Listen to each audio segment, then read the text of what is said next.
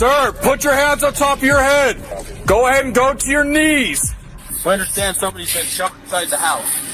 When officers entered the house, they found 62-year-old Suzanne Meyer shot in the head, killed by a single bullet. I killed my wife. You just tell us what happened, Dave? This goes back 11 years. But what truly unsettled everyone wasn't just the act itself. It was the fact that 69-year-old Dave Meyer stayed in the house with his wife's dead body for 4 days before finally turning himself in. I guess I was in shock. I sat in my house and just tried to not focus on what I'd done. I'm thinking something set him off. I mean, how do you shoot somebody, I'm assuming in the head, while you're rubbing their back? How do you do that to somebody you love? Is it justified? No. Do I feel guilty? Hell yes. And behind the whole story, there lies something far more sinister, a dark truth Dave had kept hidden for 11 long years. He used to make her have with other men, and he would videotape it. On the morning of January 21st, 2023, in Roy, Utah, police received a chilling 911 call from Dave Meyer. He calmly confessed that he had shot and killed his wife, Suzanne, 4 days earlier and was ready to turn himself in. And when officers reached the address, they found Dave in front of his house. Go all the way back to the stop sign. When you get to the stop sign, go down on your knees. You understand? Yeah. I'll go hands on with you. You go right arm, I'll go left. Get down on your knees. Cross. Once you're on your knees, cross your ankles. Do not move. Do you understand? Yeah. Moving. If you do, you'll be dealt with by force. Dave was immediately put in cuffs and was taken into custody. When police entered the house, they found Suzanne's body in the bedroom with a single gunshot wound to her head. The scene was undisturbed, but this was just setting the stage for a case that would only grow darker. Well, I got called here today on a Saturday, and Sorry, man. no, you're okay. Maybe you can kind of tell me kind of what's happened. Yeah, I killed my wife. Who's your wife? Suzanne Meyer. Suzanne Meyer. You just tell us what happened, Dave? Yeah, this goes back 11 years. She was run over, had an accident here in Roy. Destroyed her back, her nerves, just totally destroyed her. Very strong woman, in the gym all her life, ran, lifted every day, in shape. Accident crushed her.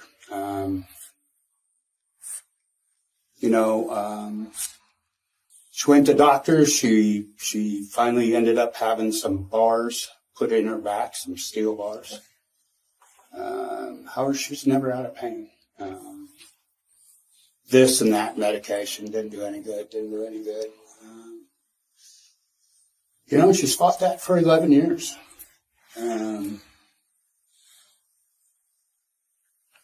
finally she had enough. She,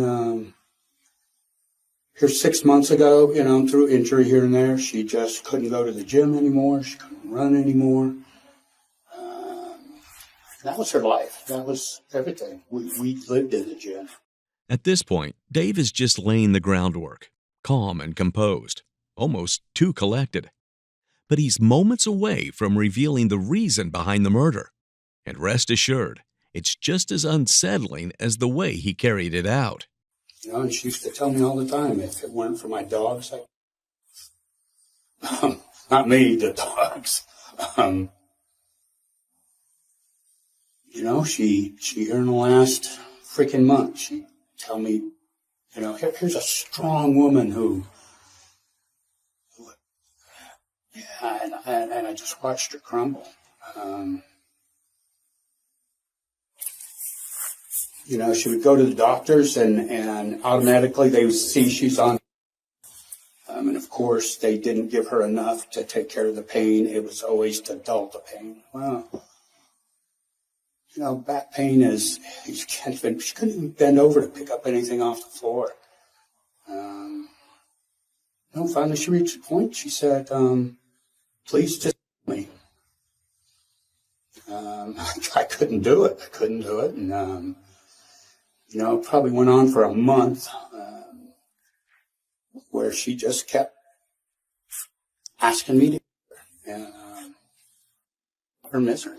And I'm not sure when. I don't know if I've been in shock. I don't know if I've been. I don't know.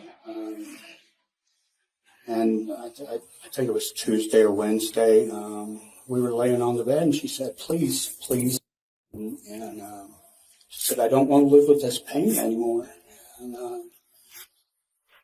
so she was laying half on the bed, half off, and I was rubbing her back, and she said, "Please." I took the pistol, and I was rubbing her back, and I shot her. Husband of the year. Dave Meyer loved his wife so much that he shot her dead. One thing to notice is that there is no way anyone can confirm if Suzanne really wanted to die, and Dave seems to be taking full advantage of it. But like in countless cases around the world, the truth has a habit of surfacing sooner or later, and the truth behind this story was about to be revealed soon enough. I guess I went into shock, and I don't know, for 4 days, 3 days, I don't even know. I didn't sleep. I slept odd, just in the couch, on the chair. I just kept the bedroom door closed. I woke up this morning, and I know what I needed to do, so I called you guys. Sounds like that accident was a nasty accident. Oh, it was. It was horrible. I can't imagine. I can't imagine being in pain for 11 years. Oh, yeah. And she was. You'd ask her friends at the gym. She stuck it out for so long and worked through the pain. Here this last 6 months, it got to her. She just couldn't do it anymore. She was tired of getting blown off by doctors. Any doctor she'd go to, first thing they look at it. And nobody'd help her. She'd get shots in her back. It didn't do any good. We got her on some kind of meds that was a long release. Well, didn't do any good. So. Dave, did you stay in the house since that time? Yes. Yes, I might have gone to the store to get the dogs some treats or something. I don't know. I don't know. I guess I was in shock. I don't know. Yeah, I didn't go anywhere. Maybe the store. Just beyond the store, nowhere else. Dave seems too composed for someone who lived with his wife's dead body in the bedroom for 4 days. In many interrogations, suspects try to dodge guilt by placing the blame on the deceased, fully aware that the dead can't speak for themselves, and Dave is no different. But what he forgot is that the living do speak, and when detectives sit down with Suzanne's sister, she reveals things that make Dave's story sound like a kid insisting he's Superman. Are you okay with talking to me? Yeah. Okay. So, really, right off the bat, I just want to let you talk. And I know you probably got a lot to say. So, and then I'll just ask questions as we go. Okay. Like where should I even start? I don't know. Wherever you feel like starting. That's like, my sister did not want to die. There's no way in hell. This is a bodybuilder who has made plans, still has Amazon packages coming. My mom's dying. She wouldn't have let me do it by myself. That is my sister. Yeah. She did not want to die. And it wasn't a car accident. It was she was jogging and a bicycle hit her. It wasn't a car accident. And when was that? Do you know? been 7 years ago. No, before we got together. Oh yeah. So it's been over. It's been about 10. Probably right after she got with the murderer. Okay, so let me ask you this. Did she ever say to you that she couldn't deal with the pain and she wanted to die? No. No. She said the pain is horrible, I can't stand this, I don't know what to do. But no, I did not ever. Mm-mm. And there it is. Behind every calm word from Dave hides a carefully spun web of lies. Unaware that others are already talking, he continues his story with full confidence. But the game has changed. Now, as he speaks, one would finally be able to see the cracks forming. You said you took the pistol and shot her. Mm-hmm. What kind of pistol is it? The 9mm. 9mm. Is it what's the brand? Smith & Wesson. Smith & Wesson. And where did you shoot her at?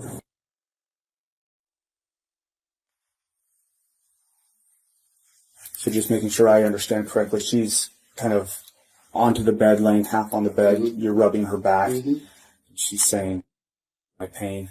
Yeah, well, not at that exact moment. She had asked me earlier, please. Yeah, it was constant. It was the last month. It was every day, 3-4 times a day. She was just done.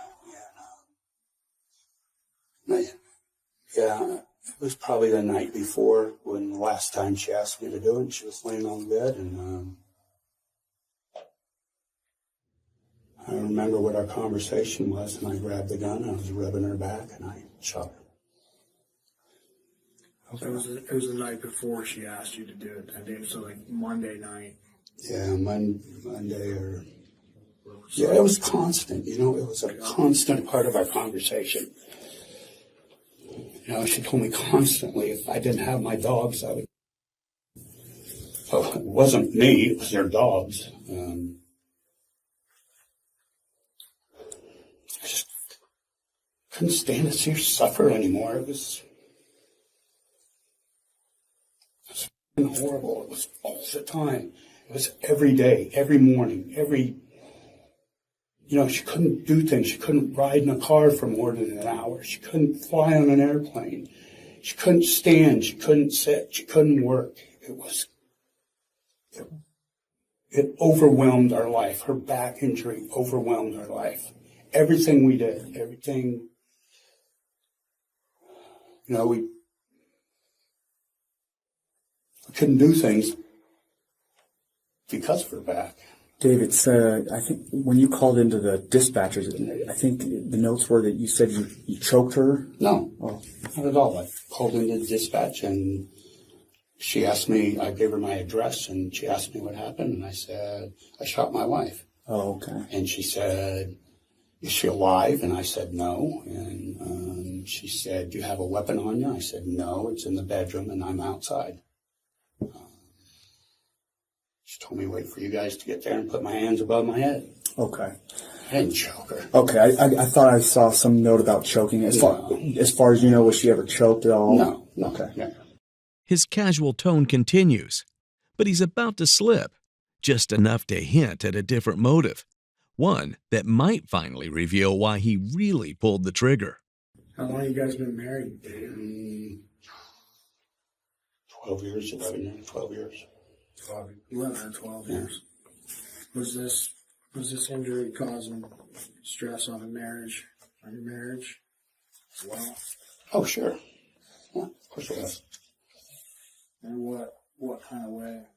Well, here's a viable woman that was strong, was healthy, was a runner, a weightlifter, competed in bodybuilding contests, and all of a sudden, slowly over that 11 years after her injury, she just went downhill. It was just a constant battle on her part to stay out of pain, and she just couldn't do it. Of course, that put stress on me. How did you deal with it? I mean, How could I deal with it, man?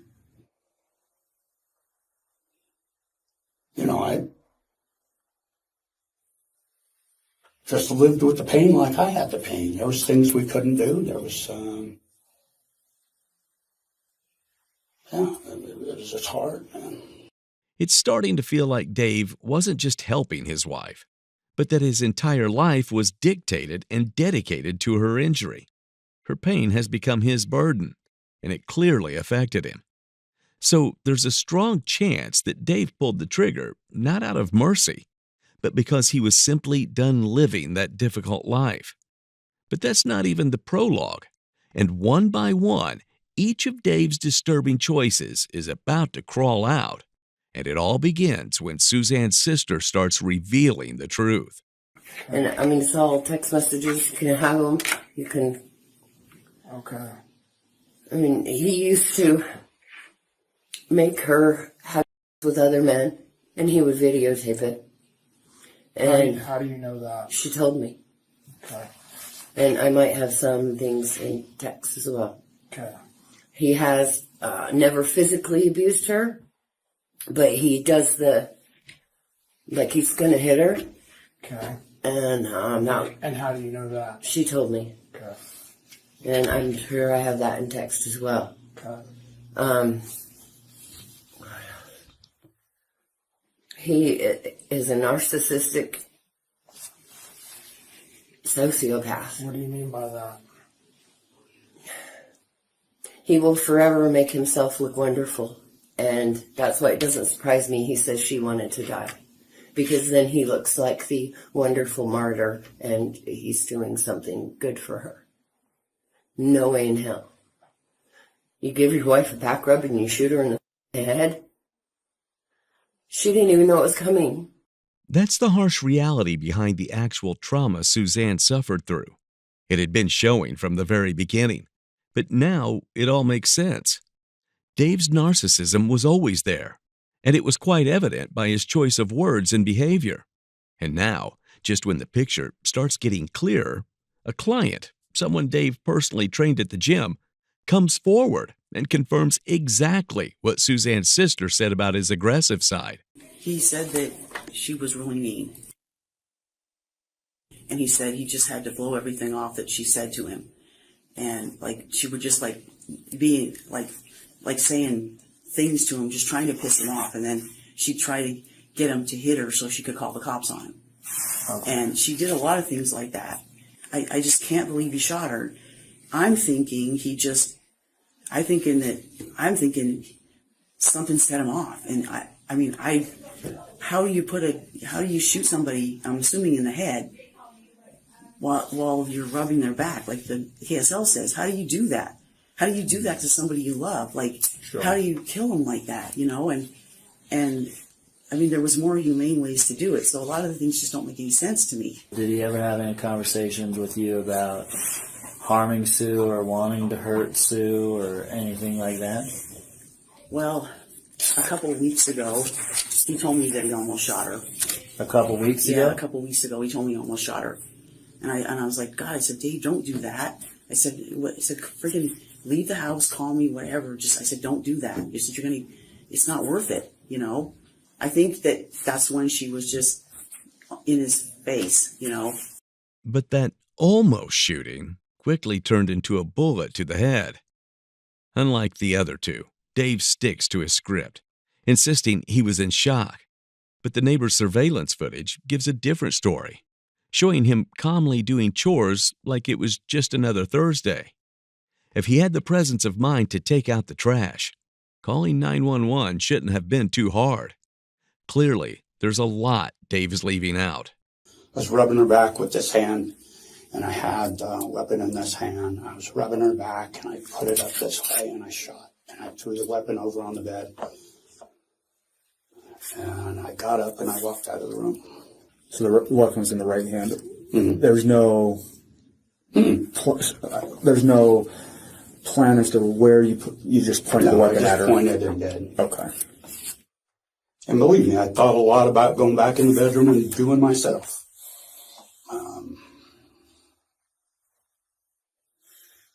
Okay. And I can't do that. I have to take responsibility for what I did.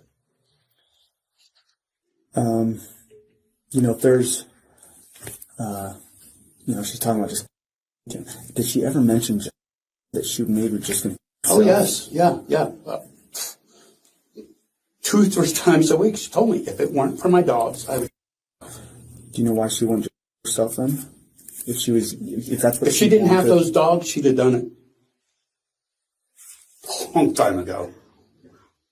Only thing kept her whole life was into those dogs since, her life was the gym and the dogs. It's the reason they're a man's best friend. Oh, they are. That's exactly they really it. are. Yeah. We would do anything for dogs. Yeah. She would do her thing in the gym, I would do mine. And then probably 6 months ago is when she just wasn't able to do it anymore. She just could not freaking do it. It took every bit of strength she had to walk the dogs. And that was her priority for the day, was walking those dogs. Yeah. Let me rephrase my question. 6 months ago, you guys stopped going actively every day. She did. I kept going because I was training people. So that was kind of a added income for us, which we didn't have because she wasn't working. But she has been to the gym since then? Maybe a few times, maybe half a dozen times spread over. Okay. 3, 4, 5, 6 months. She had a cane. How was her mobility? She was able to walk freely? Yeah. She wasn't in a wheelchair? No. Okay. Did she ever go to physical therapy after the injury? Yeah, after the injury she did for a long time. And how long has that been? How long has she stopped going there? Probably a year after she was injured. Okay. It wasn't doing any good. So maybe 10 years ago she stopped going to physical therapy. And when she had her little injuries, like her bicep tear and her rotator cuff tear, she went to physical therapy for a couple of weeks on both of those, but it's not for her back. Do you know who her therapist or physical therapist was? No. Do you guys have a history of arguments? No. Fighting? No. How would you describe your guys' marriage? Very good. Yeah? Yeah. We were married. She kind of did her thing. I did mine. And, once we lost the gym together, that was, that was kind of weird. What's that, Dave? You said it was kind of weird after. Yeah, it was weird not working out with her anymore. I mean, that was our whole life together. And she just couldn't do it. She might be able to do it, but she was in so much pain afterwards, it wasn't worth it for her. Was there anything that you would like to tell us additionally that you made? No, not really. I mean, I did it. I'm guilty. I can't say any more than that, right? I mean, I did it. I don't dispute that fact. A wife asking to be killed and the husband actually going through with it is something that just doesn't sit right with the detectives. Sure, Dave turned himself in, but he also had 4 entire days to carefully craft his version of events. And without solid evidence, cracking that story isn't going to be easy. And while Dave's responses hit the same dead ends, his client was about to pour out a flood of revelations, one that would finally start to explain Dave's eerie calmness after murdering his own wife.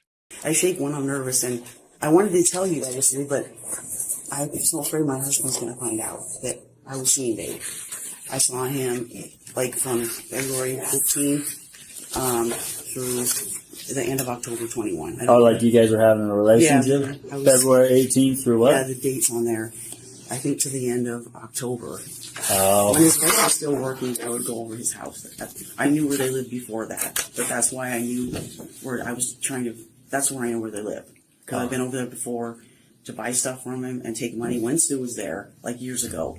And I think 2019. But I started seeing him in February of 21 through, I think, October of 21. And then February of 21 yeah. And through October of 21.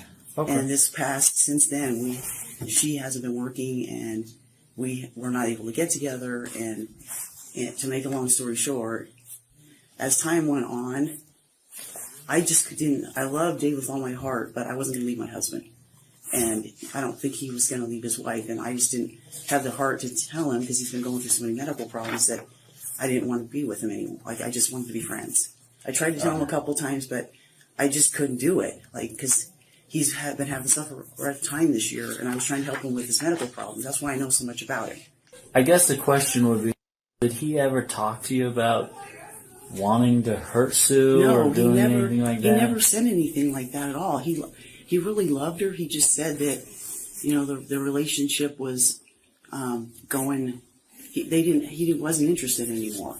Okay. And I don't know. I feel bad now because I'm wondering if it was because he said he was tired of going without, and I think he meant, but I'm not sure because I'm not the most prettiest girl ever.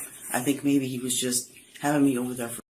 But he seemed like he really loved me. Like we were, I would have done anything. So you say your relationship between him was just for that? What is that? That couple of 6 months, 7 months. I've been over his house maybe past October 21 until now, maybe 3 times when she was gone. So I guess the question that I have to you is, was Dave seeing anyone else that you knew of? I don't know. I don't think he was, but he didn't like. He did. I think he was only seeing me, but I don't know. I don't think with all the time he was at the gym, and I don't think Sue was leaving the house at all. And so, and I don't think he'd be trying to have with. Like he saw me 3 times this year. I guess he could have been seeing someone else, but I don't know. And it clears up the fact that Dave's love for Suzanne was as lifeless as the house they shared. He was having affairs, constantly fighting with her, and even coercing her into filming explicit videos with other men. And then there's another disturbing layer. Dave and Suzanne had been taking narcotics every night for the last 10 years. That might sound like a minor situation, but under federal law, cannabis users aren't legally allowed to possess firearms. And now, the possibility that the couple was intoxicated adds another new layer to this already disturbing case. Yeah, and I don't necessarily mean like about that, but just in general, like if there's, you know, if anything that may be important for us to just kind of understand or know pertaining maybe the marriage or certain struggles you guys maybe had, or if there was outside influences, anything to that effect is what I'm kind of referring to. Okay. Just, yeah. Like I said, we're pretty private people. No, we had friends at the gym, but did we have people over for dinner? No. Did we go over to anybody's house for dinner? No. We just didn't. It was just us. You know, and living with our pain. How was your mental health that day? Would you say you had clear mind? Yeah. Yeah. Okay. Like I said, this is pretty hard to process. You understand. You know, I did something horrible, and I understand that. And, you know, my mental state that day, I'm sure it was good all day. I mean, you know, I've lived with this. She's lived this. We've lived with this for 10 years, more than 10 years. I think it's been 11. I just want to reiterate, Dave. We're not looking to. I don't want to repaint anything in your. Oh, believe me, it's there. I know, and I just want to travel, kind of walk. I have to try to put myself back in time and try to retrace some steps and you know, kind of go from there. So I apologize if you're. Please don't feel like I'm. I understand you have a job. Yeah, be patient with us here. That's what we have to just understand and what happened. It's pretty cut and dry. I told you what happened. Yeah, sure. And I told you the why. Anything past that, I don't know. You know, my brain's so jacked up right now. Just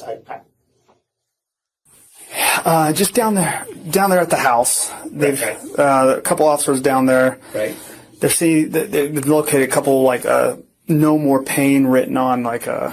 Yeah, that was me. That was you. Yeah, that was okay. Me. Yeah, that wasn't her. Okay, I didn't know what that was from. I think that was me. Okay. Yeah. No more pain.